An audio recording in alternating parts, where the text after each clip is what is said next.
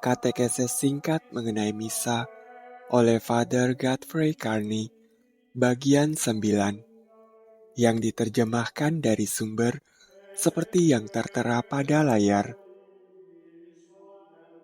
Mengapa setelah pembacaan surat-surat, Alkitab dipindahkan sisi lain dari altar?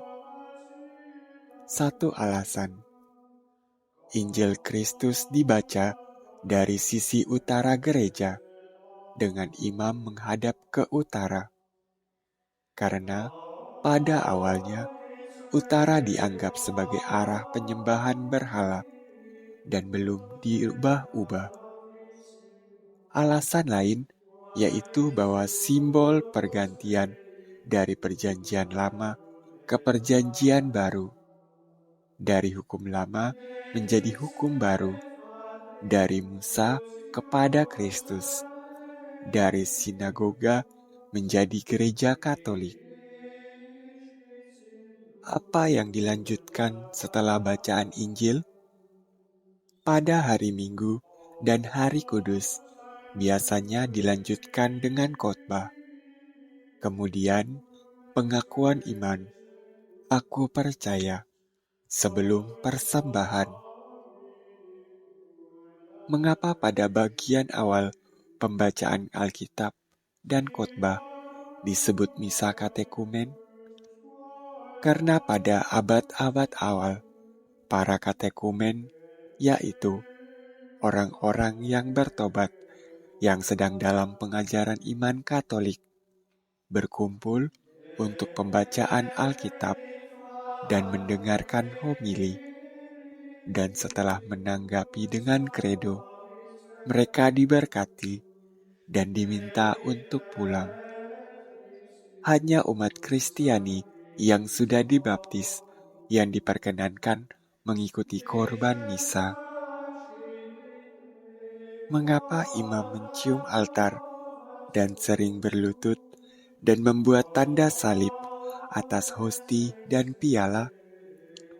Untuk menunjukkan rasa hormat pada tempat terlaksananya persembahan, karena Kristus sungguh nyata dan hadir dalam Ekaristi Kudus.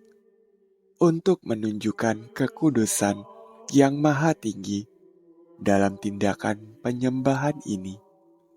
Dan karena alasan itulah, semua umat berlutut ketika menerima komuni kudus dan menyambut Tuhan kita di lidah. Apakah altar bukanlah meja? Apakah misa juga bukan termasuk santapan kudus? Ya, komuni dalam misa adalah santapan kudus yang sama dengan perjamuan malam terakhir, pesta makan suci, yang mana kita menerima Kristus, dan dengan begitu, benar bahwa altar adalah meja Tuhan. Tetapi, dalam misa, yang utama dan terpenting adalah pengorbanan Kristus di salib. Mengapa imam tidak menghadap ke umat pada ritus lama? Imam dan umat menghadap ke arah yang sama. Mereka menghadap ke timur, pada arah matahari terbit. Yesus adalah matahari keadilan. Ia bangkit dari antara orang mati pada Paskah pagi, sama seperti matahari yang terbit dari timur. Itu selalu seperti itu. Maka, imam dan umat bersama-sama menghadap Tuhan.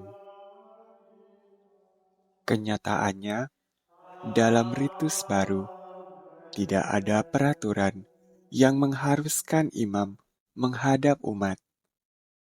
Paus tidak menghadap ke umat ketika ia merayakan misa secara pribadi di kapel di Vatikan. Regi Seculorum Immortali et Invisibili Solideo Honor et Gloria in Secula Seculorum. Amen.